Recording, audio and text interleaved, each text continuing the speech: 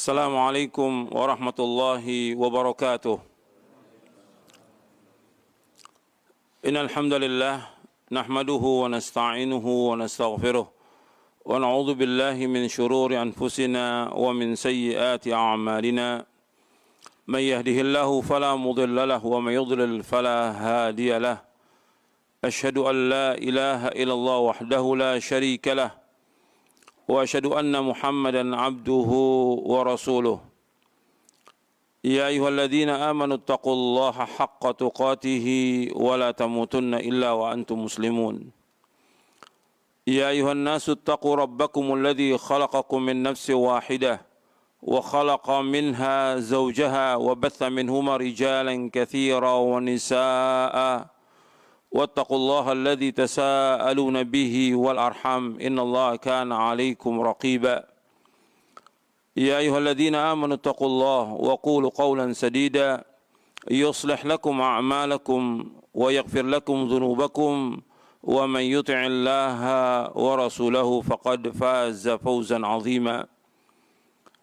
أما بعد فإن أصدق الحديث كتاب الله وخير الهدي هدي محمد صلى الله عليه وعلى آله وسلم وشر الأمور محدثاتها وكل محدثة بدعة وكل بدعة ضلالة وكل ضلالة في النار.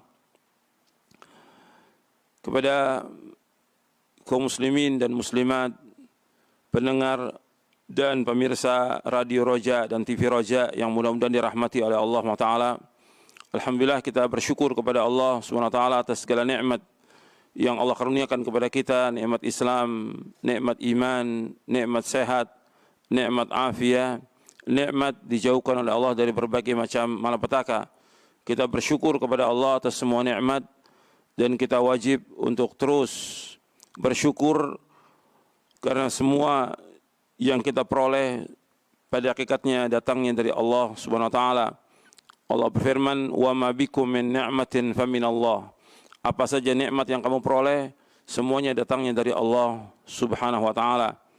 Kita bersyukur atas semua nikmat dan kita juga bersyukur kepada Allah diberikan hidayah di atas Islam dan sunnah.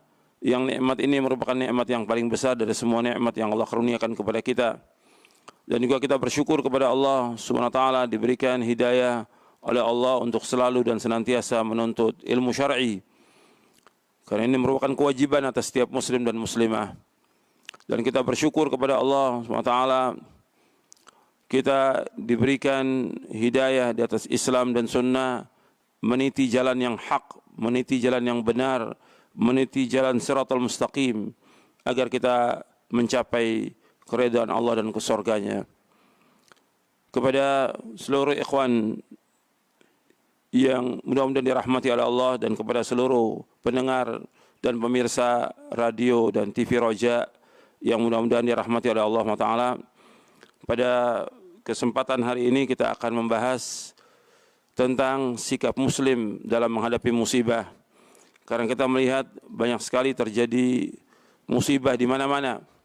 Apakah musibah gempa yang terjadi di Lombok, di Sumbawa, di Sumba, begitu juga musibah gempa dan tsunami yang terjadi di Palu, Donggala, dan juga yang lainnya yang sekitarnya.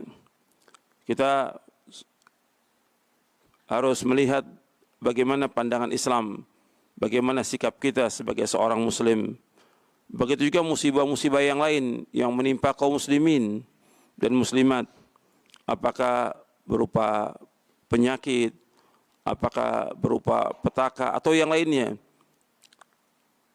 Kita sebagai seorang muslim harus melihat dengan kacamata Islam, dengan dasar Quran dan sunnah menurut pemahaman salafus saleh agar kita benar dalam kita berkeyakinan dan kita benar juga dalam beribadah kepada Allah Subhanahu wa taala.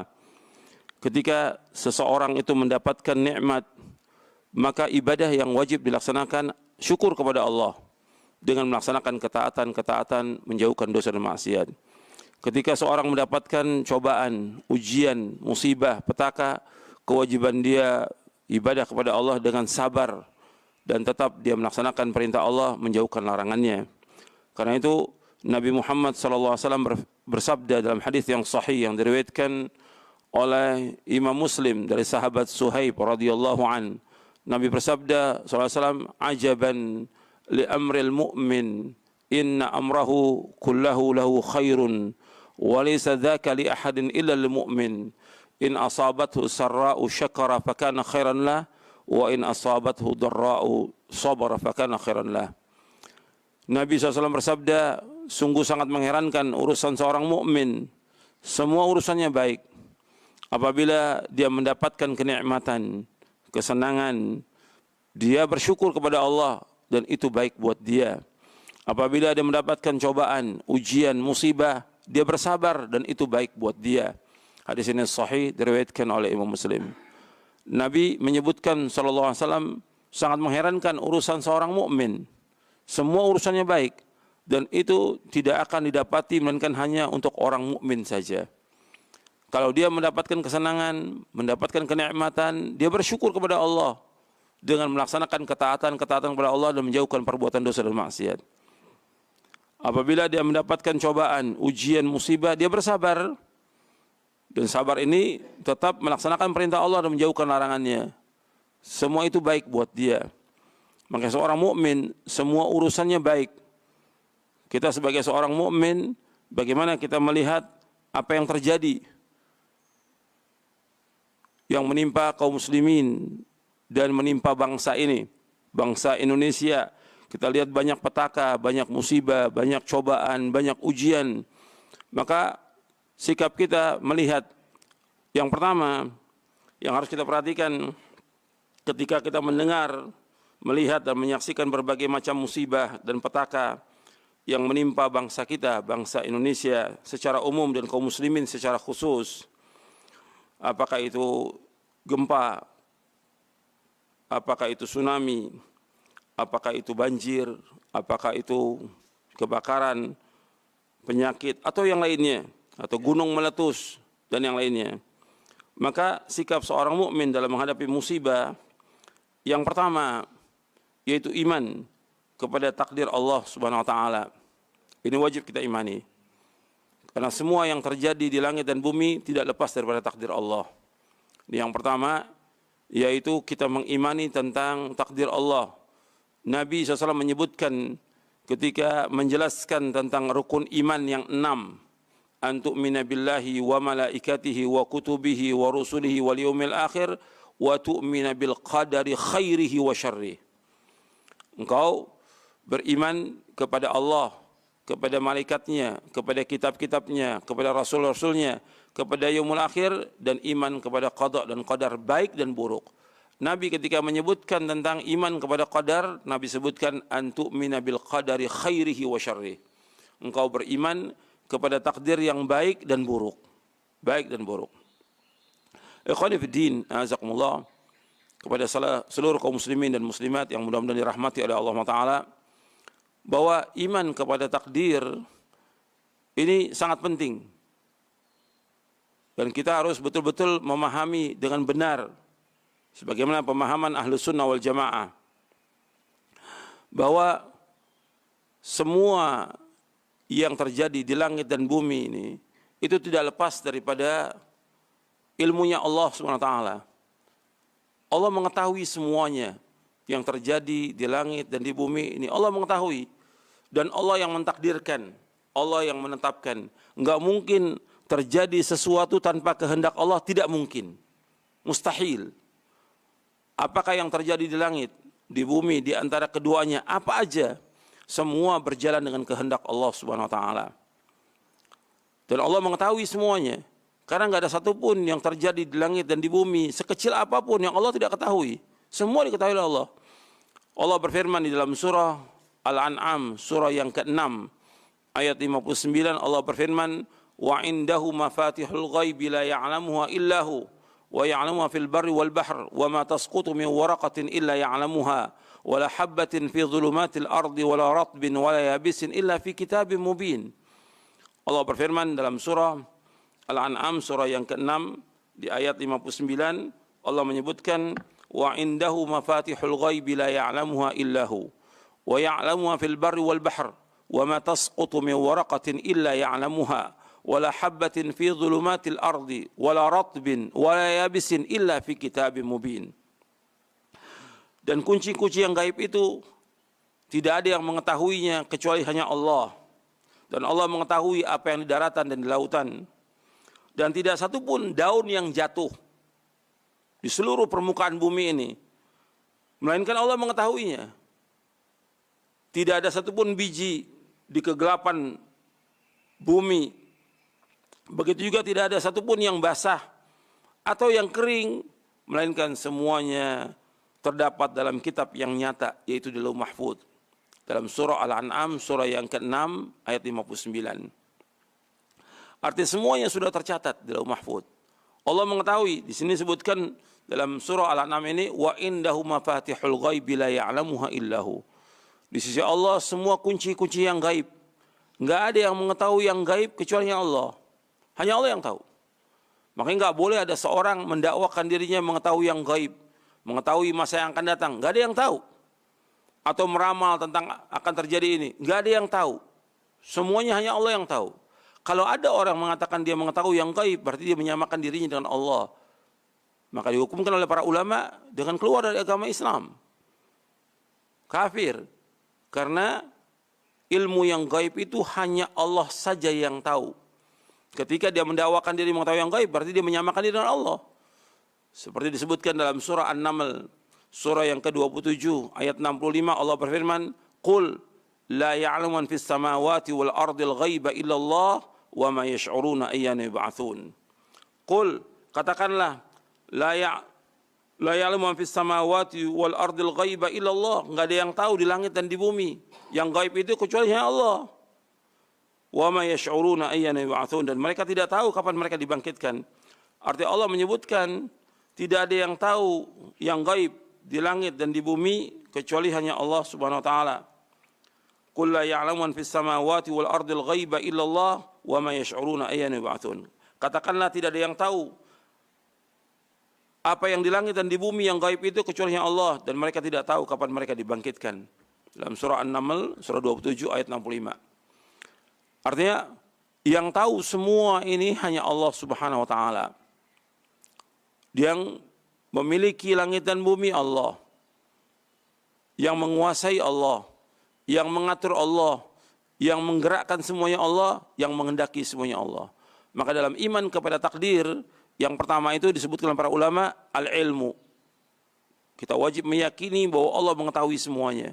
Segala sesuatu yang ada di langit, di bumi, di lautan, di gunung, di bawah tanah, semuanya Allah ketahui. Enggak ada satupun yang terluput dari ilmunya Allah. Dan ilmunya Allah meliputi segala sesuatu. Qad ahata bi kulli syai'in ilma. Ilmunya Allah meliputi segala sesuatu. Itu yang pertama. Iman kepada takdir itu tingkatan yang pertama yaitu ilmu. Tingkatan yang kedua al-kitabah. Bahwa semua yang terjadi di langit dan bumi semua sudah tercatat dalam Mahfuz. Maka dia ayat tadi di surah Al-An'am ayat 59 disebutkan illa fi kitabim mubin. Semuanya itu sudah tercatat dalam Mahfuz. Jadi apa yang terjadi di langit dan di bumi ini sampai daun yang basah, daun yang kering, biji-bijian yang tumbuh di kegelapan malam, itu semuanya sudah tercatat dalam Mahfuz. Makanya Nabi menyebutkan dalam hadis yang sahih yang diriwayatkan oleh Imam Muslim, Tirmidzi, Ahmad, Abu Daud dari sahabat Abdullah bin Amr bin As, Nabi bersabda sallallahu alaihi wasallam, kataballahu maqadir al-khalaiq qabla an yakhluqa as-samawati wal arda bi 50,000 sana. Allah telah mencatat seluruh takdir makhluk 50.000 tahun sebelum Allah menciptakan langit dan bumi. Hadis ini sahih diriwayatkan oleh Imam Muslim, Tirmidzi, Ahmad, Abu Daud, At-Tayalisi dan yang lainnya. Makanya yang pertama Allah ciptakan yaitu qalam. Artinya qalam itu pena untuk mencatat seluruh takdir makhluk. Dari mulai Allah ciptakan sampai manusia masuk surga, sampai manusia masuk neraka, semuanya sudah tercatat. Semuanya. Apapun yang terjadi, ini sudah catat. Kita duduk di masjid ini, kita duduk di musola ini, kita berjalan, kita bergerak, adanya petaka, adanya musibah, semuanya sudah tercatat di Lauh Mahfuz. Enggak ada satupun yang terluput dari ilmunya Allah. Nabi bersabda SAW, inna awwala ma khalaqallahu al-qalam. Qala uktub. Qala rabbi wa madza aktub. Qala uktub maqadira kulli syai'in hatta taqum as-sa'ah. Yang pertama Allah ciptakan adalah qalam, yaitu pena. Lalu Allah berfirman kepada pena, tulislah. Pena itu menjawab, wahai Rabbku, apa yang aku harus tulis? Allah berfirman, tulislah takdir-takdir segala sesuatu sampai terjadinya kiamat. Hadis ini sahih, diriwayatkan oleh Imam Abu Daud, Tirmidzi, Ibnu Abi Asim dalam kitabnya As-Sunnah, Al-Ajuri dalam kitabnya Asy-Syari'ah, Ahmad dalam musnadnya, Abu Daud atau Yalisi dari sahabat Ubadah bin Samit radhiyallahu an. Hadis ini sahih. Jadi yang pertama Allah ciptakan adalah al-qalam, kemudian mencatat seluruh takdir makhluk ini. Enggak ada satu pun terluput, semuanya. Apakah itu baik atau itu buruk? Allah berfirman lagi dalam surah Al-Hajj, surah 22 di ayat 70. Allah berfirman, alam ta'lam anna Allah ya'lamu fis sama'i wal ard, inna dzalika fi kitab, inna dzalika 'ala Allah yasir. Tidakkah engkau mengetahui bahwa Allah mengetahui apa yang di langit dan di bumi? Sungguh yang demikian itu sudah terdapat dalam sebuah kitab, yaitu Lauh Mahfuz. Sesungguhnya yang demikian itu sangat mudah bagi Allah. Jadi Allah mengetahui apa yang di langit dan di bumi. Dan semua sudah tercatat di Lauh Mahfuz. Makanya apa yang terjadi, yang menimpa manusia dari berbagai macam musibah, itu Allah sudah tetapkan. Allah sudah takdirkan. Allah berfirman dalam surah Al-Hadid, surah 57, di ayat 22, ayat 23. Allah berfirman dalam surah Al-Hadid, surah 57, ayat 22, ayat 23. Ma asaba min musibatin fil ardi wala fi anfusikum illa fi kitabim min qabli an nabra'aha.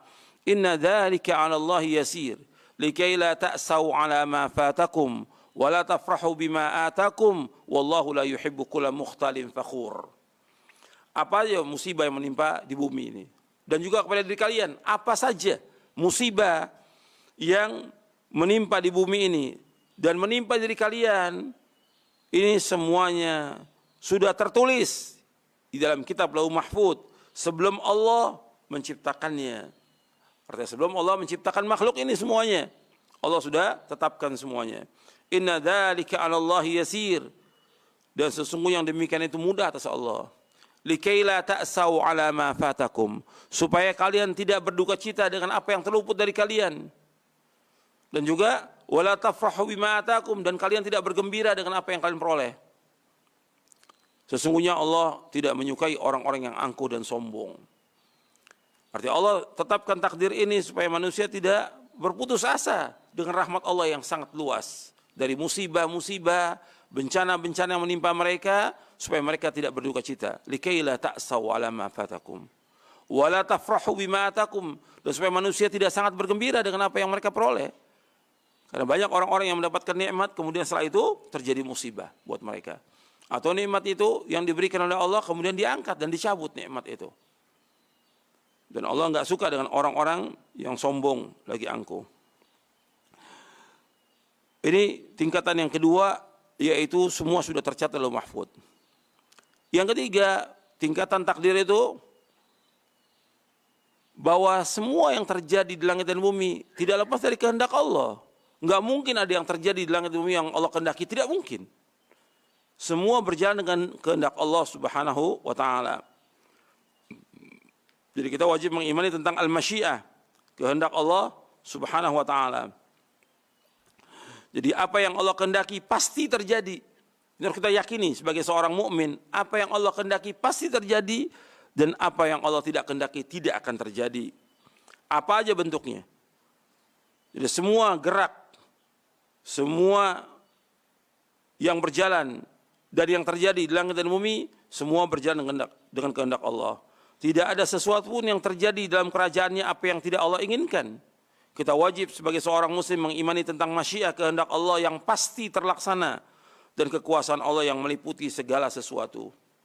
Karena itu Imam Asy-Syafi'i rahimahullah, Imam Syafi'i, Muhammad bin Idris Asy-Syafi'i rahimahullah, beliau mengatakan begini, ma syi'tu kana wa illam asya wa ma syi'tu illam tasya lam yakun khalaqtal ibada ala ma alimta fa fil ilmi yajri al fata wal musin ala dha mananta wa hadha khadhalta wa hadha a'anta wa dha lam tu'in fa minhum syaqiyyun wa minhum sa'id wa minhum qabihun wa minhum hasan. Kata Imam Syafi'i rahimahullah, apa yang engkau kehendaki ya Allah itu pasti terjadi. Apa yang engkau kehendaki ya Allah itu pasti terjadi, kendati aku tidak menghendakinya. Sedang apa yang aku kehendaki, jika engkau tidak kehendaki, pasti tidak akan terjadi. Telah engkau ciptakan hamba-hamba ini sesuai dengan apa yang engkau ketahui. Di dalam ilmu berlangsung kehidupan orang muda dan orang tua. Kepada ini engkau menganugerahkan nikmat, dan yang ini engkau telantarkan. Ini engkau tolong, dan ini engkau tidak tolong. Di antara mereka ada yang celaka, dan di antara mereka ada yang bahagia. Di antara mereka ada yang buruk, di antara mereka juga ada yang baik. Ini disebutkan oleh Imam Asy-Syafi'i di dalam kitabnya Diwan Imam Asy-Syafi'i. Dalam Diwan Imam Asy-Syafi'i. Dan juga dimasukkan oleh Dr. Muhammad bin Abdul Wahhab Al-Aqil dalam kitabnya Manhajul Imam Asy-Syafi'i fi Itsbatil Aqidah. Ini dalam 2 jilid. Jadi manhaj Imam Syafi'i dalam menetapkan akidah. Kita wajib untuk mengimani tentang kehendak Allah Subhanahu wa taala, bahwa Allah menghendaki apa yang terjadi di langit dan di bumi, dan semua yang Allah kehendaki itu baik. Dan kita wajib mengimani Allah enggak pernah zalim kepada hambanya sama sekali. Sampai Nabi bersabda sallallahu alaihi wasallam dalam hadits qudsi, Allah berfirman, ya ibadi inni haramtu dzulma ala nafsi wa ja'altu bainakum muharraman fala tadzalamu.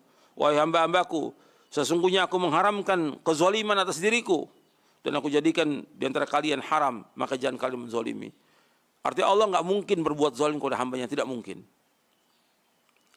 Makanya disebutkan lagi oleh Nabi SAW, itu hadis yang tadi sahih riwayat Bukhari dalam kitabnya Al-Adabul Mufrad, juga Muslim, Ahmad dan Hakim. Nabi juga bersabda dalam satu hadis yang lain yang diriwayatkan oleh Imam Abu Daud, Ibnu Majah dan Ahmad. Hadis ini sahih. Nabi bersabda, "Lau anna Allah adzaba ahla samawatihi wa ahla ardihi la'adzabahum wa huwa ghairu zalimin lahum. Walau rahimahum lakanat rahmatuhu khairan lahum min a'malihim." Jika seandainya Allah menyiksa seluruh penghuni langit dan seluruh penghuni bumi, seandainya Allah menyiksa mereka, maka Allah tidak berbuat zalim dengan menyiksa mereka. Jika seandainya Allah merahmati mereka, maka rahmatnya itu benar-benar lebih baik bagi mereka daripada amal perbuatan mereka. Hadis sahih riwayat Imam Abu Daud, Ibnu Majah, Ahmad dari sahabat Zaid bin Thabit radhiyallahu an. Artinya kalau seandainya Allah mengadab penghuni langit, penghuni bumi, Allah enggak zalim, karena semua milik Allah. Allah berbuat apa yang Allah kehendaki, tapi Allah tidak zalim kepada hamba-hambanya. Kalau seandainya Allah merahmati, maka rahmat itu lebih baik daripada amal mereka. Artinya kalau seandainya mereka beramal 1000 tahun mereka beramal, dibandingkan dengan nikmat Allah yang Allah berikan, belum bisa membayar ibadahnya itu. Ibadah yang mereka lakukan 1000 tahun untuk membayar satu nikmat aja, nikmat mata, belum sanggup untuk membayar nikmat mata itu. Seandainya mereka beribadah 1000 tahun untuk membayar nikmat pendengaran telinga, belum bisa membayar nikmat itu. Belum lagi nikmat yang lainnya, nikmat mulut, nikmat akal, nikmat hati, nikmat tangan, nikmat kaki, nikmat kita bernafas, nikmat oksigen, nikmat air, nikmat segala macam semua nggak bisa dihitung. Makanya orang masuk surga itu dengan amal, orang masuk surga dengan rahmat Allah SWT. Karena amal itu nggak bisa untuk membayar nikmat Allah yang sangat besar yang Allah karunikan kepada hamba-hambanya. Kemudian tingkatan yang keempat, bahwa semua yang terjadi di langit dan bumi ini semua Allah sudah ciptakan. Wallahu khalaqakum wa ma ta'malun. Allah yang telah menciptakan kalian dan apa yang kalian amalkan. Ini tentang tingkatan qadar yang wajib kita imani. Ini masih pembahasan kita yang pertama. Mengimani tentang takdir Allah. Kita wajib untuk mengimani semua takdir Allah Subhanahu wa taala. Kemudian ikhwani fid din, azakumullah, dan kepada seluruh kaum muslimin dan muslimat. Ketika seorang itu mendapatkan bagi dia bencana, musibah dan yang lain, ini berarti dia wajib mengimani tentang qadar atau takdir yang buruk. Nah, dalam kita mengimani tentang takdir yang buruk ini, Al-Imam Ibnu Qayyim menjelaskan ada 6. Bagaimana pandangan seorang yang beriman dalam menghadapi takdir yang buruk. Apakah itu musibah, bencana, petaka, gempa, tsunami, penyakit yang berat, kefakiran, kemiskinan, kesulitan, kesusahan, dan yang lainnya. Maka ketika dia menghadapi takdir yang buruk ini, ada 6 sudut pandang yang harus dia perhatikan. Yang pertama, kata Al-Imam Ibnu Qayyim dalam kitabnya Al-Fawaid, beliau mengatakan, yaitu yang harus kita lihat dengan masyhadut tauhid.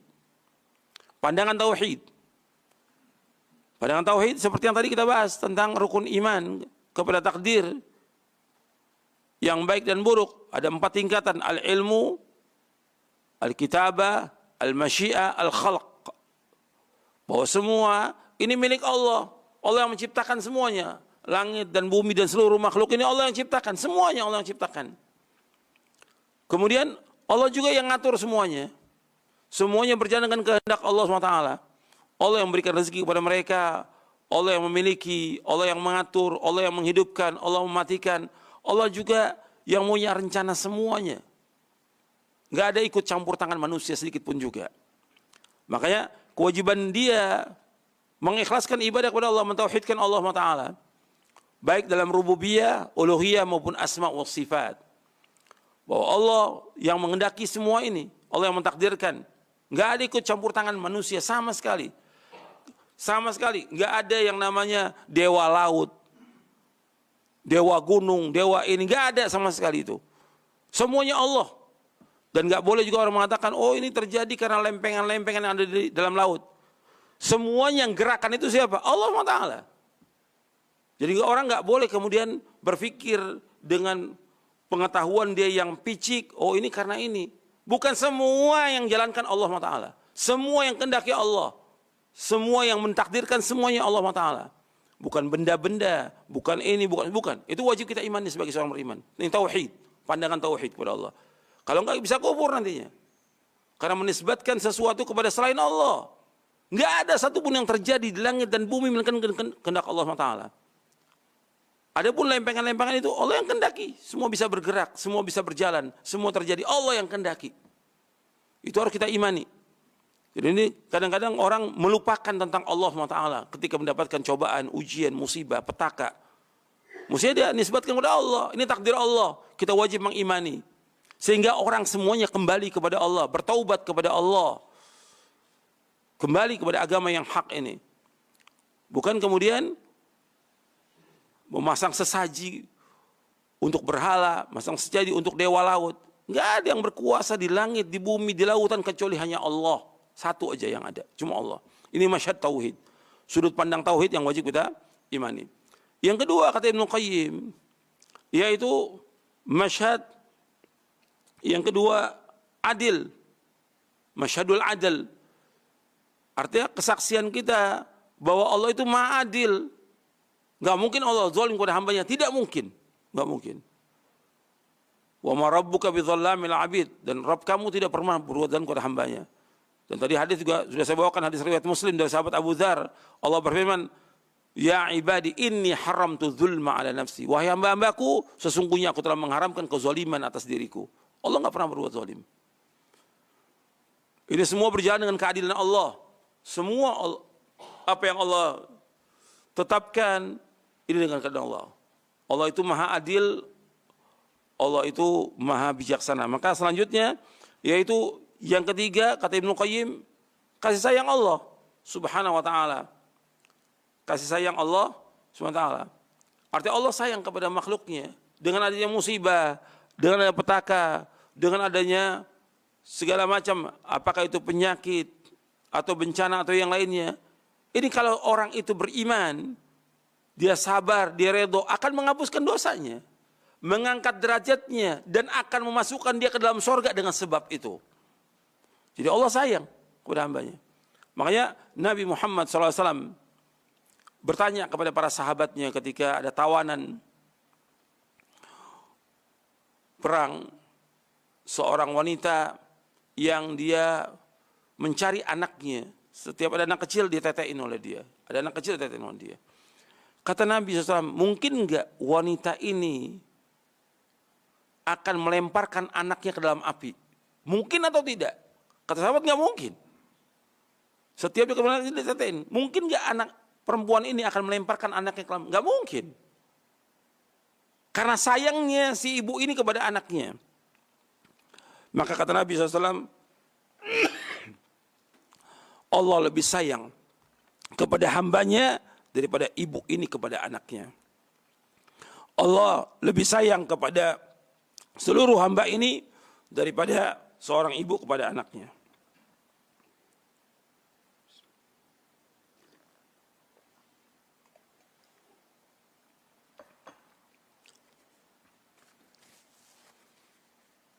Jadi Nabi, ini hadis sahih riwayat Imam Bukhari.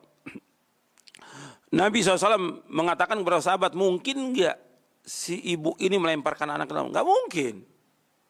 Karena apa? Karena sayangnya si ibu kepada anaknya. Kata Nabi SAW, Allah lebih sayang kepada seluruh hamba ini daripada seorang ibu kepada anaknya. Jadi ketika Allah mendatangkan musibah, bencana, Allah sayang kepada hambanya. Bukan Allah zalim sama sekali dia. Meskipun ada yang mati, ada yang luka parah, ada yang hilang dan segala macam. Allah sayang. Kita ambil contoh aja. Seperti para nabi dan para rasul.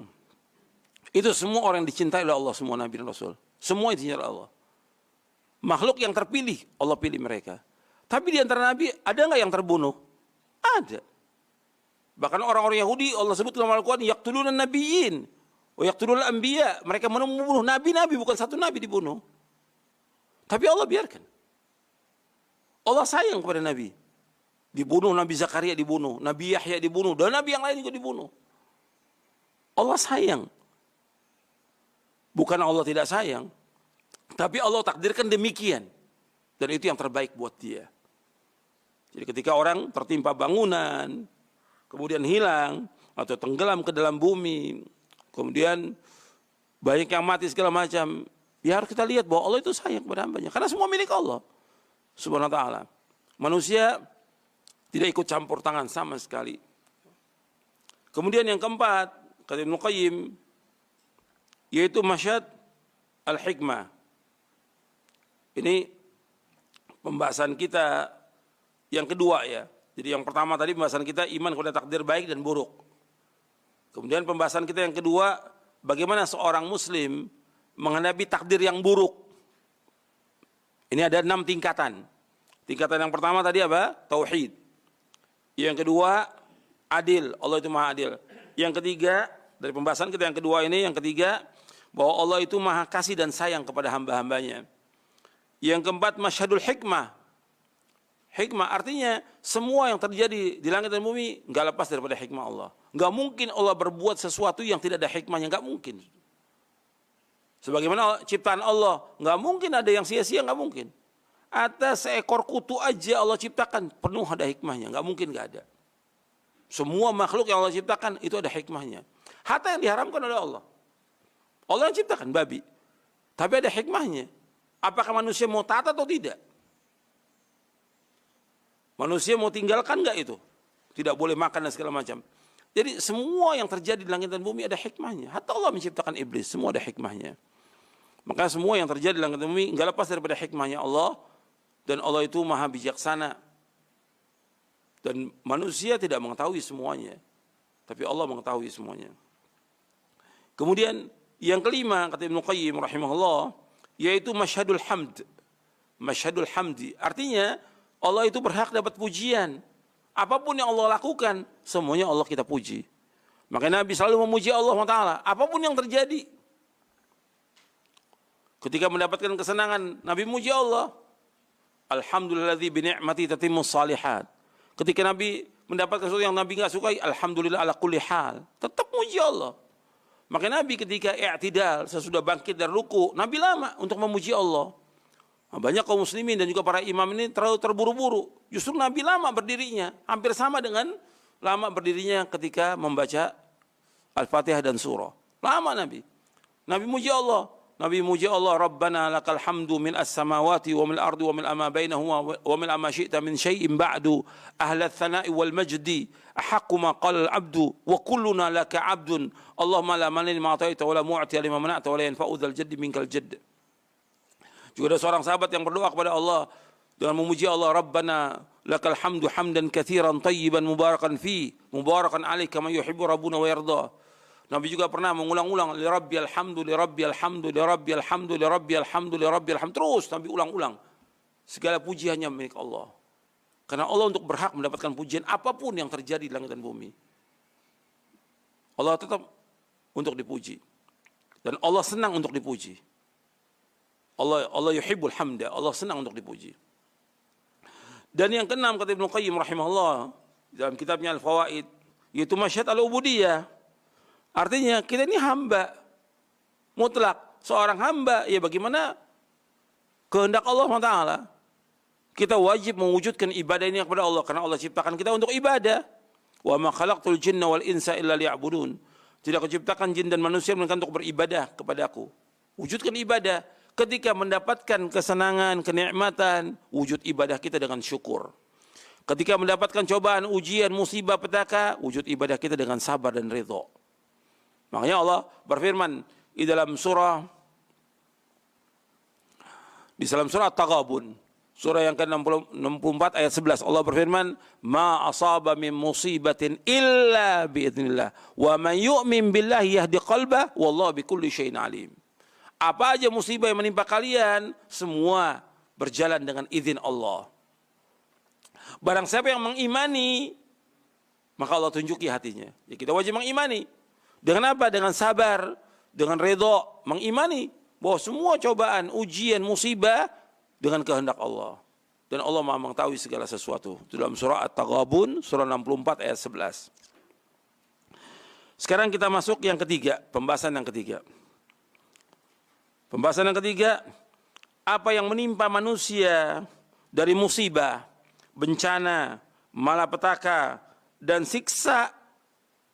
Ini yang harus kita pahami, bahwa ini semuanya disebabkan karena dosa-dosa dan maksiat yang dilakukan oleh manusia. Saya ulangi lagi. Pembahasan kita yang ketiga, apa yang menimpa manusia dari musibah, bencana, malapetaka, siksa, gempa, tsunami, gunung meletus, banjir, dan yang lainnya. Semua itu dengan sebab dosa-dosa manusia. Terus kita ingat itu. Semua dengan sebab dosa-dosa manusia. Allah berfirman dalam surah Asy-Syura, surah 42 ayat 30. Allah berfirman, "Wa ma asabakum min musibatin fabima kasabat aydikum wa ya'fu an katsir."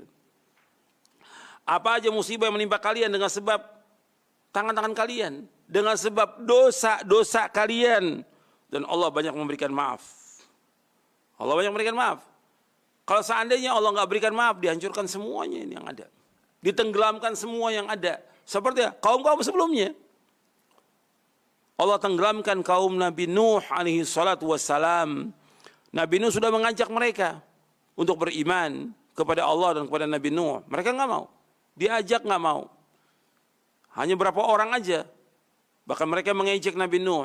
Sampai Allah memerintahkan Nabi Nuh alaihissalam. Dan Nabi Nuh berdakwah bukan sebentar. 950 tahun. Mendakwakan dakwah tauhid. Cuma sedikit yang ikut. Akhirnya Allah menyuruh untuk membuat perahu. Bingung bagaimana orang membuat perahu di daratan. Dicela, diejek, difitnah, segala macam. Tapi Nabi Nuh tetap membuat perahu itu. Kemudian dimasukkan ke dalamnya orang-orang yang beriman. Kemudian setelah itu Allah turunkan hujan dari langit yang tidak berhenti. Allah turunkan air dari bumi ini sampai setinggi gunung. Allah tenggelamkan semuanya. Allah azab semuanya kecuali orang-orang yang beriman kepada Nabi Nuh dan beriman kepada Allah Taala. Begitu juga Allah tenggelamkan Firaun dengan bala tentaranya. Tapi Allah selamatkan Firaun sebagai pelajaran bagi manusia. Artinya diangkat Setelah dimatikan, diangkat oleh Allah SWT sebagai pelajaran bagi seluruh manusia. Dan masih ada sampai sekarang di Mesir itu. Begitu juga kaum Ad, kaum Thamud, semuanya dihancurkan oleh Allah. Begitu juga kaum Nabi Lut, kaumnya Nabi Lut. Kaum Nabi Lut itu mereka melakukan sodomi. Adabnya berat itu. Allah angkat bumi ini ke atas, Allah terbalikkan, kemudian Allah lemparkan dengan batu. Wa ja'alna 'aliya safilaha. Kami jadikan yang atas ke bawah. Kemudian kami lemparkan dengan batu. Itu azab yang pedih. Kaumnya Nabi Lut. Jadi Allah sebutkan dalam surah Hud ayat 82, "Falamma ja'a amruna ja'alna 'aliha safilaha wa amtarna 'alaiha hijaratan min sijilin mandud." Maka ketika keputusan kami datang, kami menjungkir balikkan negeri kaum Lut dan kami hujani mereka bertubi-tubi dengan batu dan tanah yang terbakar. Maka perbuatan Lut ini, kaumnya Nabi Lut, perbuatan kaum artinya homoseks, liwat, zina sesama jenis, ini dilaknat oleh Allah.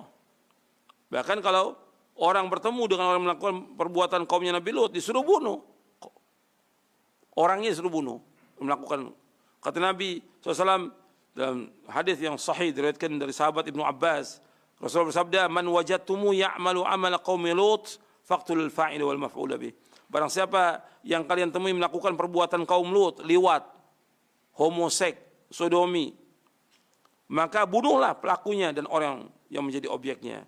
Hadis ini sahih diriwayatkan oleh Imam Abu Daud, Tirmidzi, Ibnu Majah, Ahmad, Baihaqi dan disahihkan oleh Hakim. Dan juga Imam Az-Zahabi disahihkan oleh Syekh Al-Albani dalam kitabnya Irwaul Ghalil. Jadi siksaannya berat kaum-kaum yang sebelumnya. Makanya ini dosa. Allah tenggelamkan semuanya ke dalam bumi dengan sebab dosa dan maksiat. Tapi untuk umat ini Allah sebutkan dalam ayat yang tadi dalam surah Asy-Syura 30, wa ya'fu an katsir. Wa ma asabakum min musibatin fabima kasabat aydikum wa ya'fu an katsir. Apa aja musibah yang menimpa kalian dengan sebab dosa kalian dan Allah banyak memberikan maaf. Artinya enggak semua dosa Allah siksa. Kalau Allah mau, Allah hancurkan semuanya. Seperti Allah sebutkan dalam surah Fatir di ayat 45. Allah berfirman, "Walau yu'akhidullahu an-nasa bima kasabu ma taraka 'ala dhahriha min dabbah. Walakin yu'akhiruhum ila ajalin musamma." فَإِذَا جَاءَ أَجَلُهُمْ فَإِنَّ اللَّهَ كَانَ بِعِبَادِهِ بَصِيرًا. Kata Allah SWT dalam surah Fatir ayat 45, kalau seandainya Allah mau menyiksa manusia dengan sebab dosa-dosa mereka, maka enggak ada lagi binatang melata di muka bumi. Semuanya dihabiskan sama Allah. Kalau Allah mau itu mengadab semuanya. Tetapi Allah tunda sampai waktu tertentu. Apabila sudah datang ajalnya, maka Allah itu sangat mengetahui tentang perbuatan makhluknya ini, hambanya. Makanya kita harus mengetahui bahwa semua yang terjadi di langit dan di bumi dengan sebab perbuatan dosa dan maksiat yang dilakukan oleh manusia. Bahkan kalau kita lihat lagi apa yang terjadi, ini manusia secara umum yang banyak dosa maksiat. Kita lihat generasi yang terbaik dari umat ini, Rasulullah dan sahabatnya, pernah juga mendapatkan musibah dengan kalah dalam perang Uhud. Ini Nabi, pemimpin dunia dan akhirat. Rasulullah SAW, Sayyidul Anbiya wal Mursalin. Sahabatnya, khairun nas, sebaik-baik manusia. Perang melawan orang-orang kafir, waktu perang Uhud kalah. Kenapa kalah? Karena sebagian sahabat tidak taat kepada Nabi. Tidak taat. Mestinya pasukan pemanah itu tetap di atas gunung, dan mereka turun untuk ikut mengambil ghanimah. Maka kemudian kalah. Sampai Nabi luka parah di sini. Dan Nabi pakai topi baja parah ini kepalanya. Syujja Nabi SAW. Kata Nabi, kata para sahabat syujja, artinya kepalanya luka parah.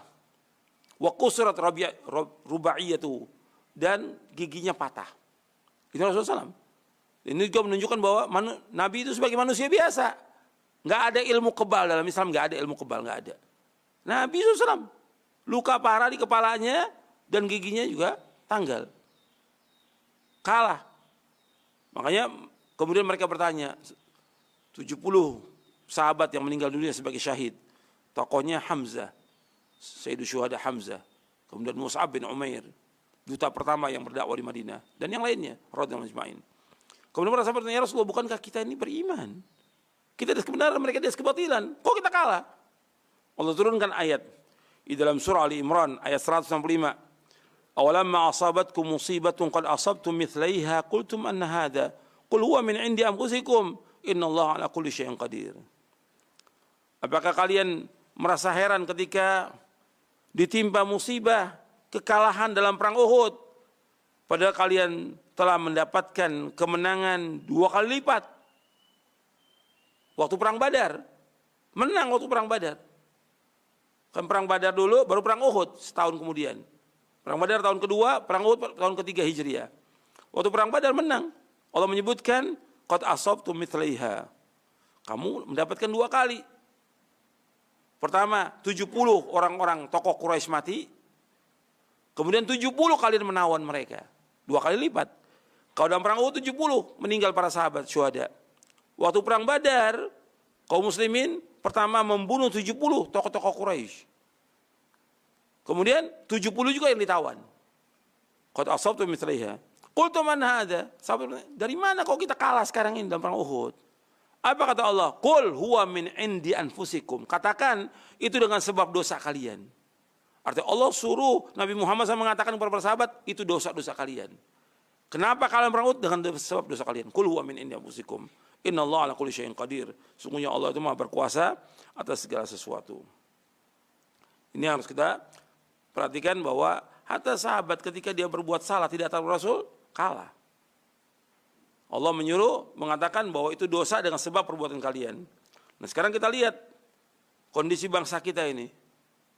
Negara kita di Indonesia ini dan kaum muslimin di Indonesia, kita lihat dosa-dosa yang mereka lakukan dengan terang-terangan tanpa malu. Tanpa ada rasa takut kepada Allah. Yang paling besar yang mereka lakukan dosa syirik.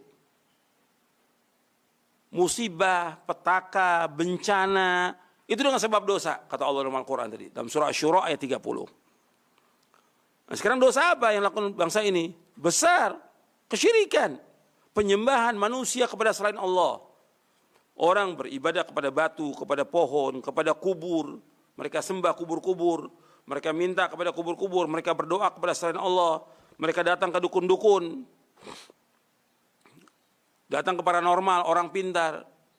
Orang yang datang ke dukun nggak akan diterima sholatnya kata Nabi 40 malam. Belum lagi percaya kepada ramalan-ramalan, bintang. Kemudian mereka percaya kepada jimat-jimat, susuk-susuk. Ini semua perbuatan syirik. Semua perbuatan syirik. Ini dosa besar, bukan dosa kecil. Syirik ini merupakan dosa besar yang paling besar dilakukan di Indonesia ini. Sampai orang sesaji untuk lautan, ya Allah turunkan musibah, bencana. Bagaimana dia takut kepada dewa laut, tidak takut kepada Allah Rabbul Alamin yang memiliki langit dan bumi. Mereka datang ke kubur-kubur yang dianggap sebagai wali, mereka minta di sana. Mereka lupakan Allah. Manusia nggak punya apa-apa. Yang memiliki segala sesuatu Allah SWT. Disuruh kita berdoa hanya kepada Allah. Wa qala rabbukum ud'uni astajib lakum. Berdoa kalian kepada aku akan kabulkan doa kalian. Berdoa kepada Allah SWT. Minta kepada Allah. Kalau orang kena musibah, enggak ada yang bisa menghilangkan musibah kecuali Allah SWT. Begitu juga banyak sekali dosa-dosa yang lain yang dilakukan oleh manusia. Kemungkaran-kemungkaran, maksiat-maksiat, durhaka kepada orang tua. Banyaknya orang-orang yang tidak sholat, kaum muslimin banyak yang enggak sholat. Di mana-mana. Bukan sedikit, jutaan. Kaum muslimin enggak sholat di mana-mana, enggak sholat. Terang-terangan enggak sholat gitu. Kalau untuk melihat supir-supir, lihat itu. Di mana aja, di pasar, di kampus, di kantor, di mana banyak orang enggak sholat. Ini dosa enggak sholat, dosanya lebih besar daripada dosa membunuh orang. Enggak sholat, dosa ini lebih besar daripada dosa zina. Enggak sholat, lebih besar dosanya daripada mencuri. Dibiarkan. Nggak ada yang menegur, tidak ada amar ma'ruf nahi mungkar. Begitu juga banyak orang yang tidak puasa di bulan Ramadan, tidak bayar zakat, banyaknya riba, banyaknya perzinaan di mana-mana. Zina, bahkan dilokalisasi perzinaan. Dibiarkan juga orang-orang homo, bahkan dibikin supaya undang-undangnya mensahkan tentang homo dan liwat. Ini perbuatan Dosa besar. Yang Allah suruh bunuh Nabi SAW menyuruh untuk membunuh orang-orang yang melakukan perbuatan kaum Nabi Lut. Banyaknya khamr, orang minum khamr. Jadi yang tadi itu saya sebutkan zina, lokalisasi tempat-tempat perzinaan, liwat, homoseks, sodomi, lesbi. Orang-orang minum khamr, narkoba, judi. Perempuan-perempuan banyak yang telanjang, penipuan kepada rakyat, makan duit rakyat, dan yang lainnya, membunuh orang-orang yang tidak berdosa. Banyaknya orang-orang yang merusak agama, ulama su, ini dibiarkan. Ini semua mendatangkan bencana, mendatangkan azab. Orang-orang melecehkan agama, menghina agama, mengadu domba, dibiarkan. Dan dianggap sebagai ulama. Ini dosa-dosa yang harus kita lihat. Kenapa Allah datangkan bencana, musibah? Ini kan apa? Dosa. Dan dosa ini banyak. Dan kalau kita lihat, di Indonesia ini hampir semua dosa sudah. Semua dosa dilakukan. Apa? Dari mulai syirik sampai sekecil apapun dosa dilakukan di sini. Jadi ketika Allah mendatangkan cobaan, ujian, bencana, petaka, ya karena dosa manusia. Kemudian kita masuk yang selanjutnya, yaitu yang keempat. Yaitu yang keempat tentang kewajiban kaum muslimin. Dalam melihat kondisi yang seperti ini, kewajiban kaum muslimin, yaitu mereka harus taubat kepada Allah SWT. Ya, semuanya ini. Apakah orang awamnya, orang terpelajarnya, para da'i, para ustadz, para kiai, para ulama, taubat kepada Allah. Begitu juga para pejabatnya dan pemerintahannya. Ini harus taubat kepada Allah.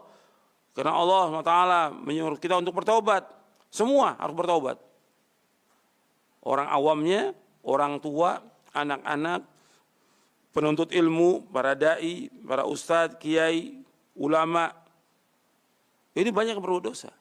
Karena maksiat terang-terangan ditonton oleh orang banyak. Bagaimana ada seorang ulama bisa berjoget bersama perempuan. Ini perbuatan dosa dan maksiat. Dan dianggap suatu hal yang biasa. Ulama bisa berjoget dengan perempuan. Ini perbuatan aib, perbuatan yang tercela. Nggak boleh dilakukan. Atau orang awam ini nggak pantas aib, apalagi seorang ulama melakukan demikian. Bernyanyi-nyanyi, musik dan segala macam. Ini dosa.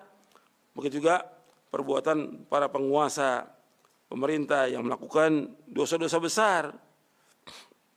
Tokoh-tokoh masyarakat, mereka wajib semua untuk taubat kepada Allah. Allah berfirman di dalam surah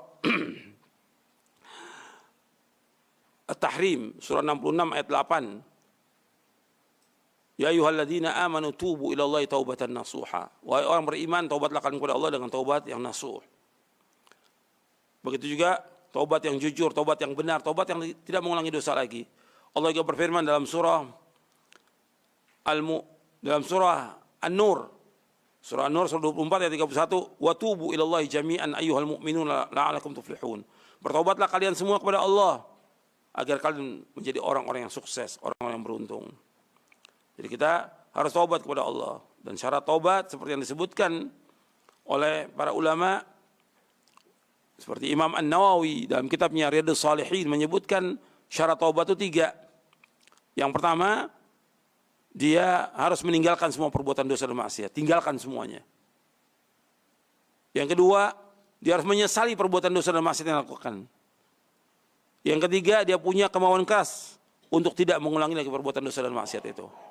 Ya, harus punya kemauan yang keras untuk tidak mengulangi lagi perbuatan dosa dan maksiat itu. Ya, taubat dengan taubatan nasuha. Jangan kerjakan lagi. Semuanya. Apakah itu sebelum terjadi atau sudah terjadi, semuanya kembali kepada Allah, taubat kepada Allah atas semua dosa. Jangan mengatakan, oh saya nggak pernah berbuat dosa. Semua kita, saya dan antum semua sama. Kita ini banyak dosa. Saya dan antum sama, kita banyak dosa. Kita harus terus minta ampun kepada Allah, istighfar kepada Allah, bertaubat kepada Allah. Karena Nabi istighfar minta ampun kepada Allah dalam sehari 70 kali. Kemudian yang kelima yang harus perhatikan, bahwa seorang muslim jangan merasa aman dengan azab Allah. Perhatikan tuh. Yang kelima, jangan merasa aman. Jangan mengatakan, oh itu kan gempa, itu di Lombok, di Sumbawa, di Palu, di Donggala, tsunami di sana. Kemungkinan di sini nggak terjadi, nggak boleh. Jangan pernah merasa aman dengan azab Allah. Karena Allah mengingatkan di dalam surah Al-A'raf. Antum lihat dalam surah Al-A'raf. Surah yang ke-7 ayat 97 sampai ayat 99. Allah berfirman, "Afa amina ahlul qura ayatiyahum ba'suna bayatan wa hum naimun." Afa amina ahlul qura ayatihum ba'suna duha wa hum yal'abun. Afa aminu makrallah fala ya'manu makrallah illa al-qaumul khasirun. Allah berfirman di dalam surah Al-A'raf surah yang ke-7 ayat 97 sampai ayat 99. Allah berfirman, afa amina ahlul qura. Apakah merasa aman penduduk desa, penduduk kota, penduduk negeri? Ayatihum ba'suna bayatan wahum naimun, akan datang kepada mereka itu azab kami, akan datang kepada mereka azab kami bayatan di saat mereka di waktu malam, wahum naimun di saat mereka sedang tidur. Apakah merasa aman penduduk desa, penduduk kota, akan datang kepada mereka azab kami di waktu malam di saat mereka sedang tidur. Awa amina ahlul qura, apakah merasa aman penduduk desa, penduduk kota, penduduk negeri? Ayatihum ba'suna duha, akan datang kepada mereka azab kami di saat waktu duha, mulai permulaan siang. Wahum yal'abun, di saat mereka sedang bermain-main. Afa aminu makrallah, apakah mereka merasa aman dengan makarnya Allah? Fala ya'manu makrallah illal qaumul khasirun, enggak ada yang merasa aman dari makar Allah kecuali orang-orang yang rugi. Artinya Allah menegur dalam surah Al-A'raf ini, kita enggak boleh merasa aman dengan azab Allah. Bukan mustahil Allah turunkan azab. Apalagi kalau antum lihat di Jakarta, dosa apa yang enggak lakukan di Jakarta, semua lakukan. Di kota-kota besar. Jangan merasa aman dengan azab Allah. Sebab orang kalau sudah merasa aman, bukan mustahil Allah turunkan azab.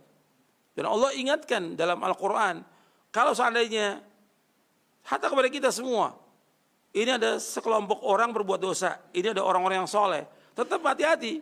Bukan mustahil Allah akan azab semuanya, termasuk orang yang solehnya. Seperti Allah sebutkan dalam surah Al-Anfal. Allah sebutkan dalam surah Al-Anfal ayat 25. Kata Allah, wattaqu fitnatan la tusibanna alladziina zalamu minkum khassa wa'lamu annallaha syadidul iqab. Kata Allah, wattaqu fitnatan la tusibanna alladziina zalamu minkum khassa wa'lamu annallaha syadidul iqab. Hendaklah kalian hati-hati kepada fitnah, cobaan, ujian, musibah, petaka yang tidak menimpa orang-orang zalim di antara kalian saja, tidak, tapi semuanya. Ketahuilah bahwasanya Allah itu sangat keras siksanya. Makanya kita wajib hati-hati. Makanya pernah seorang istri Nabi Ummu Salamah bertanya, Rasulullah, anuhlaku wa fina salihun, apakah kita akan dibinasakan oleh Allah? Di antara kita ada orang soleh, ada yang sholat, doa, zikir dilaksanakan. Apakah kita akan dibinasakan? Kata Rasulullah apa? Naam, idza kathrul khabath. Iya, kalau sudah banyak perbuatan yang jelek, perbuatan dosa, maksiat lakukan, semuanya akan turunkan azab oleh Allah Ta'ala. Dibinasakan semuanya. Nanti dibangkitkan tergantung dari niat mereka. Makanya kita wajib hati-hati, nggak boleh merasa aman dengan azab Allah.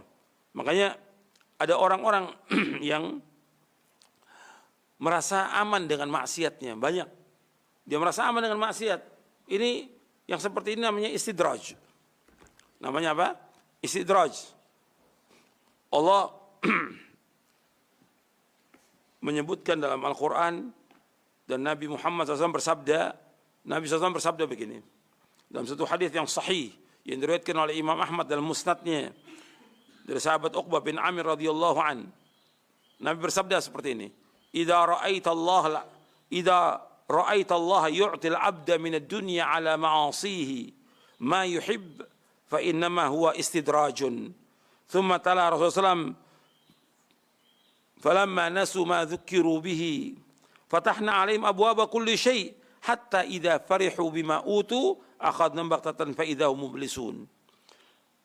Rasulullah SAW bersabda, jika engkau melihat Allah memberikan kepada seorang hamba dari perkara dunia yang ia senangi, padahal hamba ini tersebut banyak maksiat. Kan banyak orang-orang kaya itu, pejabat-pejabat dikasih sama Allah kekayaan, tapi terus dalam maksiat. Terus maksiat, tapi dikasih kenikmatan oleh Allah. Ini namanya kata Nabi istidraj, diulur. Diulur, dibiarkan aja terus berbuat dosa. Sampai Nabi membacakan ayat dalam surah Al-An'am ayat 44, "Falamma nasu ma dzukiru bihi fatahna 'alaihim abwaaba kulli syai' hatta idza farihu bima utu akhadnahum baghtatan fa idza hum mublisun." Maka ketika mereka melupakan peringatan, sudah dikasih peringatan, diingatkan, mereka tetap lupa.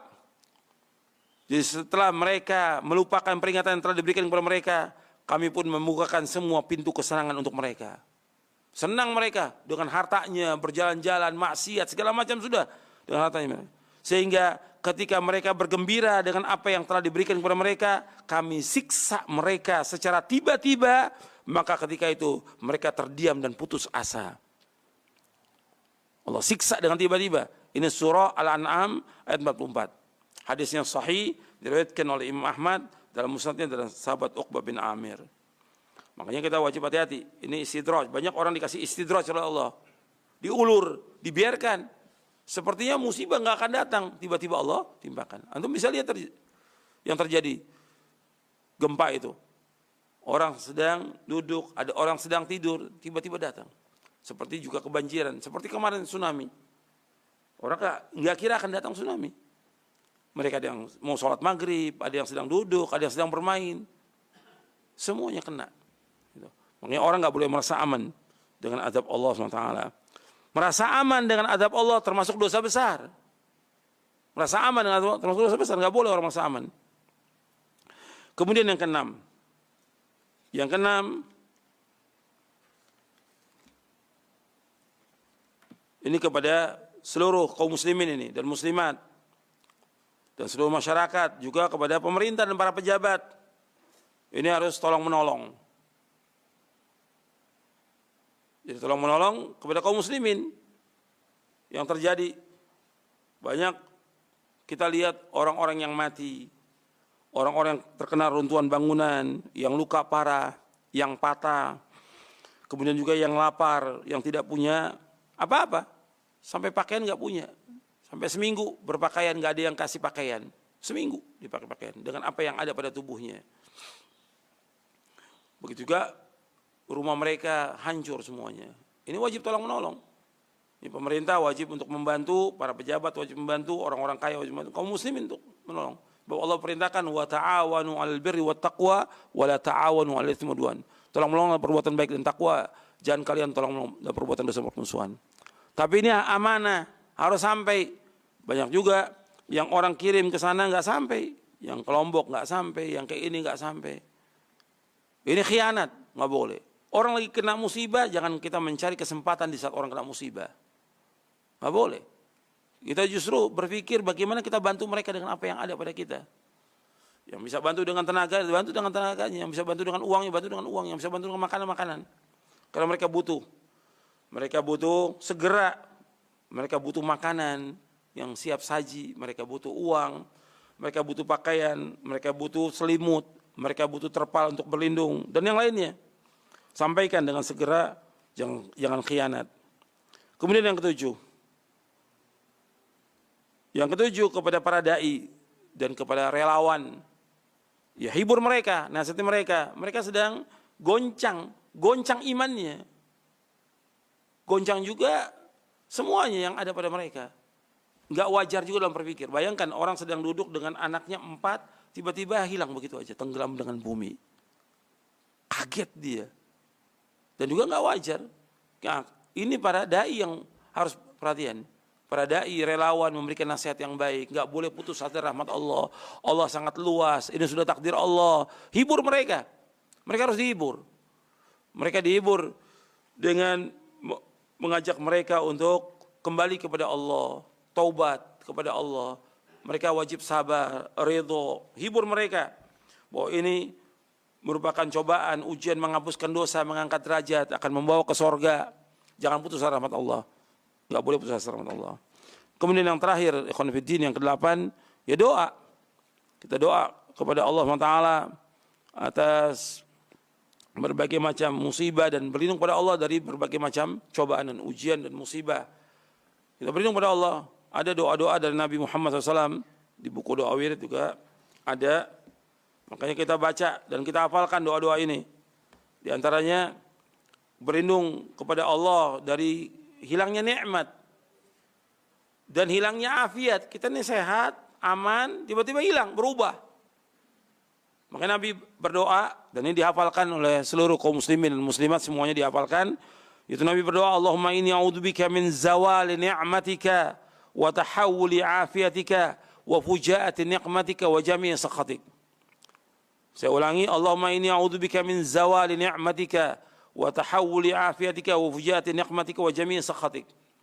Allahumma inni a'udzubika min zawali ni'matika wa tahawuli afiatika wa fujaati ni'matika wa jami'i sakhatik. Ya Allah, sesungguhnya aku berlindung padamu dari hilangnya nikmatmu, dari berubahnya afiatmu, artinya kesejahteraan, keselamatan. Kita berlindung dari berubahnya keselamatan itu, dari petaka. Kita berlindung. Kita berlindung pada Allah dari hukuman Engkau ya Allah yang datang dengan tiba-tiba. Dan aku berlindung padamu ya Allah dari seluruh kemurkaanmu. Kalau Allah murka, Allah azab semuanya ini. Kalau Allah murka, karena banyak maksiat dan orang berbangga dengan maksiatnya. Maka kita berlindung pada Allah. Hadis ini sahih riwayat Muslim dan Abu Daud. Kemudian juga kita berlindung pada Allah lagi dari doa, kita berlindung lagi dari berbagai macam malapetaka. Nabi juga SAW berdoa, Allahumma inni a'udzubika min jahdil bala wa darakis syaqa wa su'il qada wa syamatil a'da. Allahumma inni a'udzubika min jahdil bala wa darakis syaqa wa su'il qada wa syamatil a'da. Allahumma inni a'udzubika min jahdil bala wa darakis syaqa wa su'il qada wa syamatil a'da. Ya Allah, aku berlindung pada Engkau dari susahnya bala, bencana ini. Tertimpa kesengsaraan, keburukan qada dan takdir, dan kegembiraan para musuh. Hadis ini sahih, diriwayatkan oleh Imam Bukhari dan Muslim. Kita berlindung dari semuanya, dari semua malapetaka. Maka Nabi ajarkan kepada kepada Abbas, Allah minna as'alukal afwa wal afiyah. Ya Allah, aku mohon kepada Engkau al-afwa, kemaafan dan afiyah, keselamatan. Ini tentang doa-doanya, nanti bisa antum lihat dalam buku doa dan wirid, tentang doa berlindung dari musibah dan bencana. Gitu. Jadi tolong dihafalkan nanti, semuanya baca. Atau yang belum kena musibah juga, jangan mengharapkan musibah. Dan jangan merasa aman, tapi tetap berdoa kepada Allah agar kita dijauhkan dari malapetaka. Dan kepada orang-orang yang menghadapi cobaan, ujian, terus berdoa kepada Allah. Minta diselamatkan oleh Allah, minta kesembuhan, minta dimudahkan semua urusan. Minta kepada Allah, jangan minta kepada yang lain. Datang kepada Allah. Terus berdoa dan terus berzikir, Allah pasti akan memberikan kemudahan. Dan perbanyak membaca seperti doanya Nabi Yunus, La ilaha illa anta subhanaka inni kuntu minadh dhalimin. La ilaha illa anta subhanaka inni kuntu minadh dhalimin. La ilaha illa anta subhanaka inni kuntu minadh dhalimin. Itu terus ulang-ulang. Zikir pagi dan sore baca, itu ringan. Terus menyebut nama Allah, subhanallah, walhamdulillah, wallahu akbar, la haula. Terus mudah-mudahan dengan itu Allah memberikan jalan keluar yang terbaik. Dan bertakwa kepada Allah, jauhkan maksiat.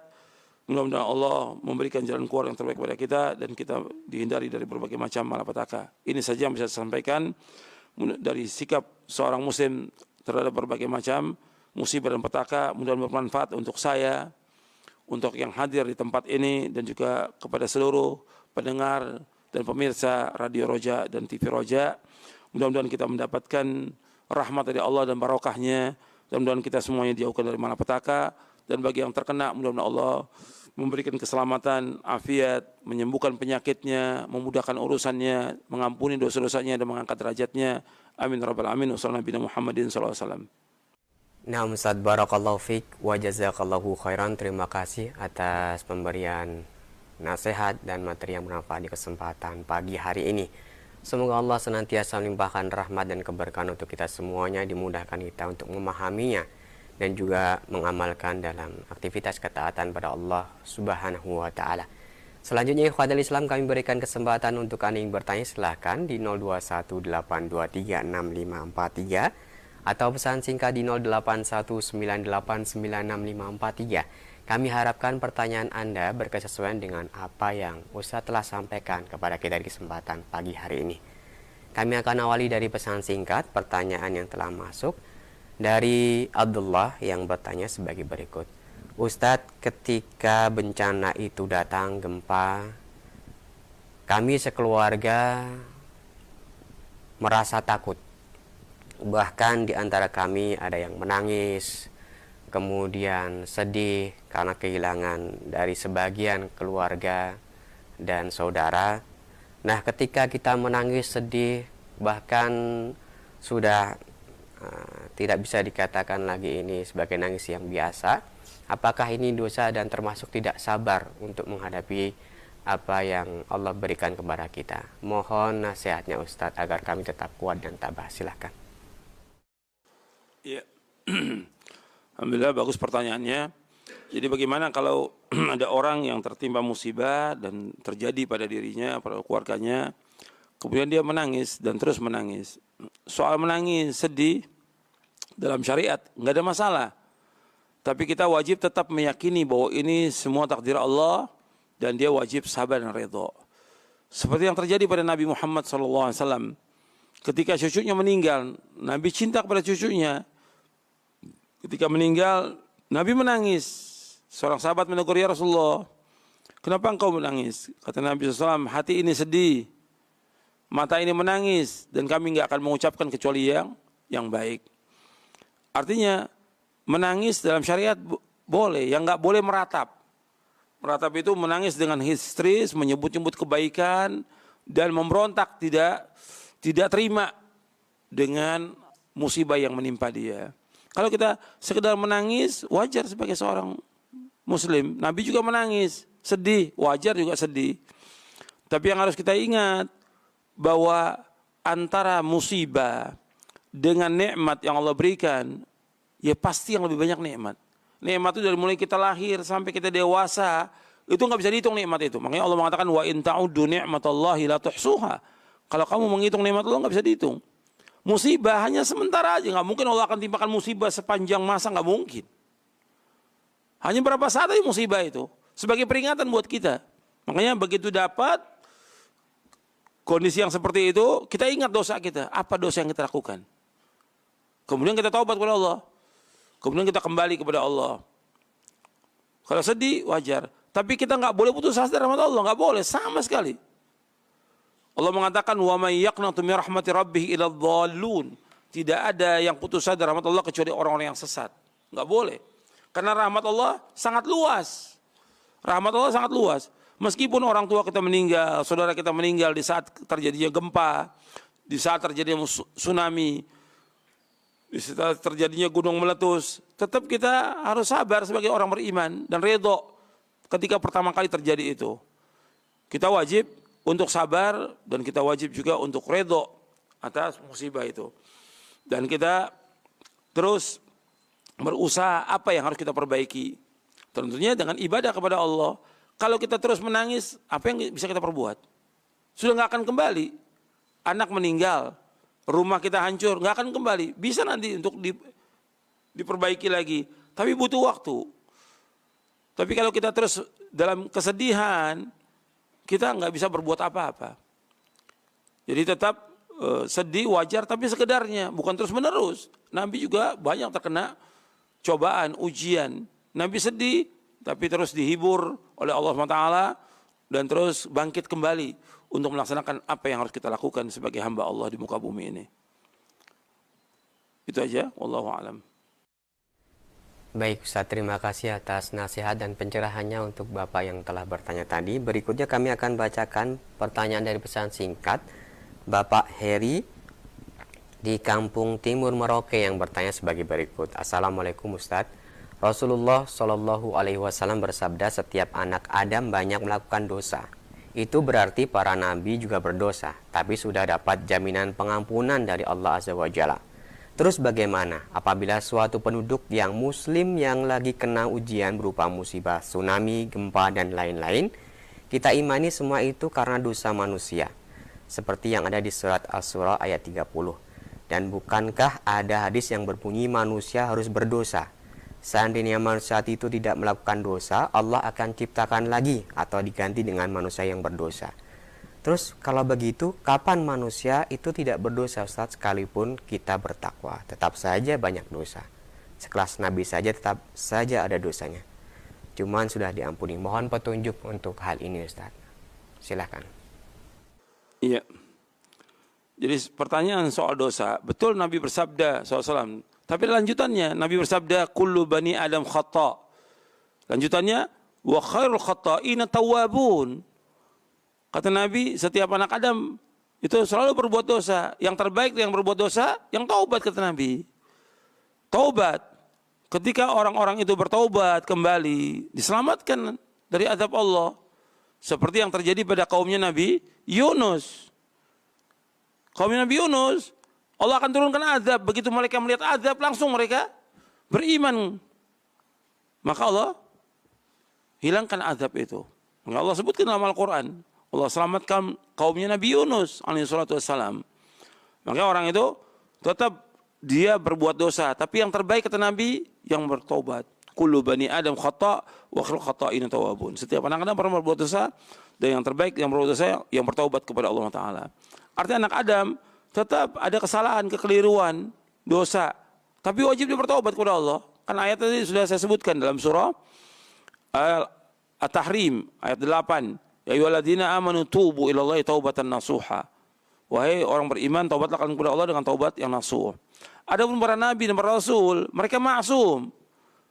Jadi begitu mereka berbuat salah langsung ditegur Allah. Langsung mereka taubat, langsung diterima taubatnya Allah. Itu maksum namanya. Kalau kita tidak, nggak ada teguran dari Allah dan juga nggak pasti diterimanya taubat kita. Kalau nabi-nabi langsung diterima taubatnya. Seperti Adam, Musa dan yang lain yang Allah sebutkan dalam Al-Quran. Itu namanya maksum, nabi-nabi itu. Adapun kita sebagai anak Adam, ya mesti ada kesalahan, kekeliruan. Tapi kita wajib untuk segera bertaubat kepada Allah. Makanya Allah berfirman dalam surah Ali Imran, wasari'u ila maghfiratin min rabbikum wa jannatin arduha as-samawati wal ardu uiddatul muttaqin. Adalah kalian segera untuk bertaubat menuju ampunan Allah yang surganya seluas langit dan bumi yang disediakan untuk orang bertakwa. Jika manusia berdosa, taubat, terus bertaubat dan istiqomah dalam taubatnya sampai dia meninggal dunia, Allah sediakan surga. Jadi dia harus bertaubat. Jadi itu bisa dipadukan, bisa digabung semua hadis itu, nggak ada yang bertentangan sama sekali. Gitu. Adapun hadis yang riwayat Muslim, kalau seandainya manusia nggak berbuat dosa, Allah akan ciptakan makhluk yang berbuat dosa. Itu betul hadis yang sahih riwayat Muslim. Tapi kenyataan anak Adam ini berbuat dosa semuanya. Tapi yang terbaik kata Nabi, yang taubat kepada Allah. Ketika terus berbuat dosa, ya terus Allah turunkan azab kepada mereka. Makanya kita terus bertaubat. Makanya kita dalam hidup ini nggak pernah lepas Allah menyuruh kita untuk istighfar. Antum lihat orang beriman itu Allah sebutkan dalam Al-Quran wabil ashari hum yastaghfirun. Di saat sahur mereka itu istighfar minta ampun. Nabi contohkan sehari 100 kali Nabi istighfar. Kemudian setelah selesai kita sholat pertama kali Nabi ajarkan apa? Istighfar. Astagfirullah, astagfirullah. Artinya manusia ini terus harus minta ampun kepada Allah. Minta ampun kepada Allah. Yang dengan terus minta ampun kepada Allah dengan sepenuh hati minta ampun dengan kesungguhan dia, maka Allah akan ampun dosanya. Tapi ketika berbuat dosa lagi dia harus minta ampun kepada Allah. Tapi banyak orang-orang juga yang dia berbuat dosa, berbangga dengan dosanya. Dia nggak bertaubat kepada Allah. Bahkan senang dia dengan perbuatan dosanya, maka itu yang membawa turunnya azab kepada semuanya. Wallahu a'lam. Terima kasih Ustadz atas penjelasannya. Semoga bermanfaat untuk kita semuanya yang menyimak pada kesempatan pagi hari ini. Berikutnya kami bacakan pertanyaan dari Abdullah yang bertanya, Ustadz, dahulu ketika terjadi gempa di kota kami, masyarakat menjadi ketakutan dan kehilangan akal sehatnya, sehingga ketika para orang tua menyarankan untuk kami memasak makanan tertentu dan menggantungkan janur di pintu, maka orang-orang tua kami melakukannya. Nah, apakah hal tersebut ketika kita tidak kuat untuk menasihati dan mendiamkan karena kita juga takut juga, apakah hal ini dosa, Ustadz? Mohon penjelasannya tentang hal tersebut, silakan. Ya, ketika orang mendapatkan cobaan, ujian, musibah, banyak sekali orang-orang timbul kepercayaan syirik. Gitu. Itu harus menggantungkan jimat, menggantungkan janur, pasang sesaji, itu tambah dosa. Ya kita wajib ingatkan, kita sebagai seorang muslim, sebagai orang tua, sebagai anak, sebagai teman, sebagai saudara, atau sebagai dai, tetap diingatkan. Karena semuanya kembali kepada Allah Ta'ala. Yang menghendaki Allah, maka Allah sebutkan dalam surah Yunus di ayat 107, wa iyamsaskallahu bidurrin fala kashifa lahu illahu wa yuridka bi khairin fala rada li fadlihi yusibu bihi man yasha min ibadi wa huwal ghafurur rahim. Apabila kamu tertimpa kesulitan, bencana, musibah, petaka, penyakit, enggak ada yang menghilangkan kecuali Allah. Dan apabila Allah menghendaki kebaikan, Allah berikan kepada siapa yang Allah kehendaki dari hamba-hambanya. Dan Allah itu Maha Pengampun dan Maha Penyayang. Artinya semua yang terjadi enggak lepas daripada kehendak Allah Taala. Tapi yang menghilangkan itu juga musibah itu hanya Allah. Bukannya janur, bukannya jimat. Enggak ada yang bisa menangkal musibah kecuali hanya Allah. Hanya Allah. Makanya kita kembali kepada Allah. Enggak ada yang bisa menangkal. Apakah itu janur, apakah itu musibah, enggak ada. Kecuali kita membaca zikir atau doa yang Nabi ajarkan sallallahu alaihi wasallam. Jadi kalau itu terjadi, itu kesalahan karena kita tidak mengingkari perbuatan yang salah itu. Soal musibah kita sedih, kita seperti kebingungan dan segala macam. Itu masih hal yang wajar, tapi orang beriman harus yang diingat bahwa ini semua dengan kehendak Allah terjadi, kita harus kembali kepada Allah, taubat kepada Allah. Dan sebagian kaum muslimin memang ada juga yang seperti bingung gitu. Antum bisa bayangkan musibah, lagi duduk bersama dengan istri anak, tiba-tiba anaknya meninggal. Bersama, tiba-tiba anaknya hanyut, dan segala macam. Ini membuat dia sedih dan kadang-kadang juga nggak wajar. Tetap peringatan-peringatan harus diingatkan. Karena Allah berfirman, wa dzakir fa inna dzikra tanfa'ul mu'minin. Ingatkan, karena peringatan bermanfaat buat orang beriman. Supaya mereka kembali kepada Allah, tidak kembali kepada benda, tidak kembali kepada yang lainnya, kembali kepada Allah. Karena yang mendatangkan musibah Allah dan mengangkat musibah dan petaka itu hanya Allah juga. Nah. Iya Ustaz, terima kasih atas nasihatnya. Semoga bermanfaat untuk kita semuanya yang menyimaknya di kesempatan kali ini. Selanjutnya kami berikan kesempatan bagi Anda yang ingin bertanya langsung pada Ustadz perihal pembahasan yang Ustadz telah sampaikan. Silahkan di 0218236543. Sebutkan nama Anda dan dari mana Anda berasal. Halo. Halo, assalamualaikum. Waalaikumsalam. Dengan siapa di mana? Dengan hamba Allah di Papua. Silahkan Ibu pertanyaannya. Begini Pak Ustadz, saya ini tertimpa sakit sudah 2 tahun dan saya mempunyai anak kecil 2. Saya mengenal sunnah melalui TV Roja Pak Ustadz. Saya belajar sunnah. Saya bingung Pak Ustadz, di tetangga saya ini ada yang beragama Nasrani, ada yang melakukan bid'ah. Tapi saya berusaha menjauhkan itu semua. Tapi kadang-kadang Pak Ustadz terbisik dalam hati saya tentang lambang-lambangnya orang kafir begitu Pak Ustadz, seperti orang Nasrani begitu Pak Ustadz, dalam hati saya, dalam pikiran saya. Tapi saya selalu berusaha menghilangkannya dengan belajar ilmu syar'i, melaksanakan sholat 5 waktu. Saya berusaha terus, tapi dia selalu menghantui saya Pak Ustadz. Saya bingung, saya sendiri, suami saya masih jauh juga dari sunnah. Apakah bagaimana nih Pak Ustadz? Apa sarannya Pak Ustadz begitu? Apakah kadang saya meyakini juga Pak Ustadz tentang orang kafir begitu Pak Ustadz. Jadi tapi saya selalu berusaha menuntut ilmu, melaksanakan sholat, menjauhkan kesyirikan, tapi selalu membayangi saya begitu Pak Ustadz. Membayangin apanya Pak Ibu yang mau bayangin itu? Mohon maaf. Itu masalah tentang Tuhannya orang kafir. Oh iya. Mereka selalu datang dalam pikiran dan hati saya. Baik, terima kasih Ibu atas pertanyaannya. Iya. Ya, makasih Pak Ustadz. Assalamualaikum warahmatullahi wabarakatuh. Waalaikumsalam warahmatullahi wabarakatuh. Silakan Ustaz.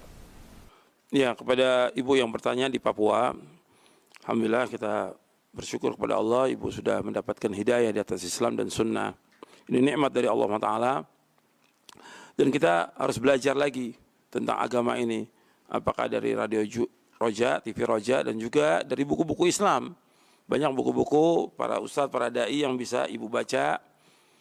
Dan itu harus terus, supaya iman kita kuat, ditambah lagi dengan doa-doa kepada Allah, minta kepada Allah, ya muqallibal qulub tsabbit qalbi ala dinik. Ya Allah yang membolak-balikan hati, tetapkan hatiku atas agamamu. Minta kepada Allah agar tetapkan hati kita di atas Islam dan sunnah. Adapun seperti bayangan-bayangan tentang tuan-tuannya orang kafir dan pengaruh-pengaruh mereka, itu enggak usah dipikirkan. Kita udah beriman kepada Allah, kita wajib mengimani bahwa yang berkuasa di langit dan bumi Allah. Kita wajib mengimani tentang rububiyahnya Allah, Allah sebagai Khalik, Razik, Malik, Mudabbir, Allah yang mengatur alam semesta, Allah memberikan rezeki. Allah juga yang wajib kita ibadahi, enggak ada yang lain. Itu. Semua selain agama Islam itu tidak diterima oleh Allah. Hanya satu yang terima, agama Islam. Ibu sudah masuk Islam, sudah beriman, ini sudah nikmat dari Allah Taala. Makanya kita terus berusaha untuk belajar agama lebih dalam lagi. Kita meyakini agama ini hak, agama ini dari Allah, dan ini akan membawa manusia ke sorga. Nah, tinggal ibu pelajari. Adapun pengaruh-pengaruh orang-orang kafir, ya tetap mereka berusaha bagaimana kita kembali kepada agama mereka. Adapun bayangan-bayangan tentang Tuhan-Tuhan mereka enggak usah dipikirkan.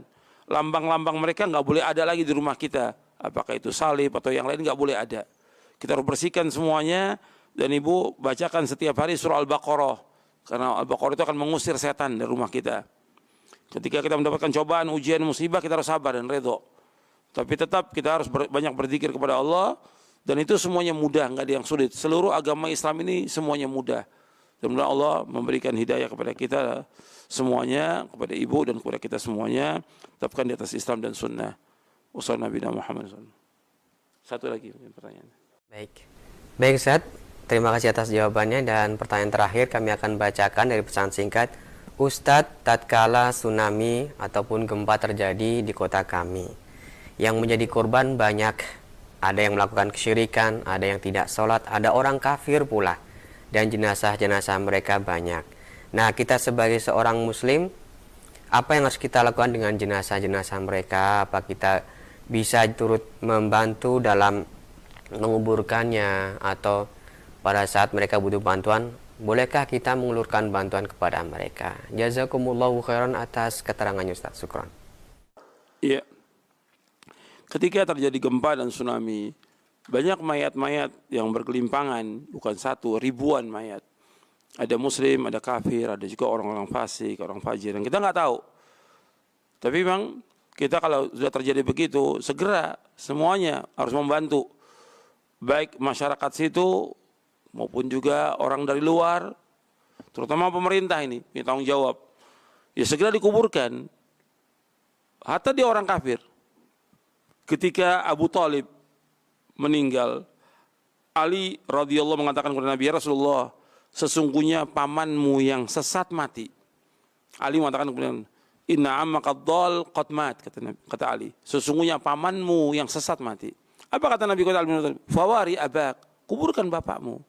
Jadi meskipun orang kafir tetap harus dikuburkan. Meskipun orang kafir tetap harus dikuburkan. Ali orang muslim, Abu Thalib kafir, tetap harus dikuburkan. Orang muslim menguburkan mayat-mayat orang kafir enggak ada masalah. Adapun yang orang muslimnya disolatkan lebih dahulu dengan apa yang ada sudah.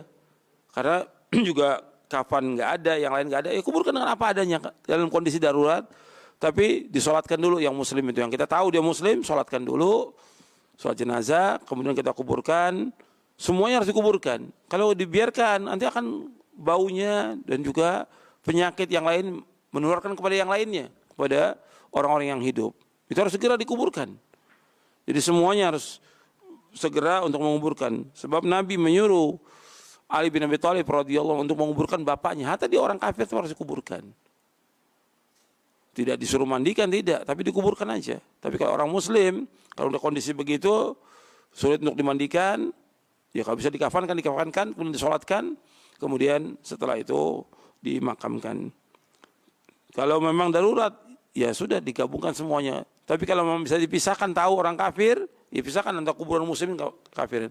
Tapi kondisi darurat nggak mungkin ya dikuburkan secara massal seperti yang terjadi di Aceh seperti itu. Dan ini yang bisa saya sampaikan, saya pikir cukup itu jawabannya, kurang lebihnya saya mohon maaf. Mudah-mudahan apa yang saya sampaikan bermanfaat untuk saya, untuk seluruh yang hadir dan seluruh kaum muslimin yang mendengarkan kajian dan melihat kajian ini. Dan kita mendapatkan rahmat barokah dari Allah, dan mudah-mudahan apa yang menimpa kaum muslimin itu diangkat balanya, dirahmati oleh Allah, diampunkan dosanya, diangkat derajatnya, dan mudah-mudahan dimudahkan semua urusan kita oleh Allah Ta'ala. Kurang lebihnya saya mohon maaf. Wassalamualaikum Muhammadin SAW. Subhanakallah wa bihamdik. Asyhadu an la ilaha illa anta astaghfiruka wa atubu ilaik. Assalamualaikum warahmatullahi wabarakatuh.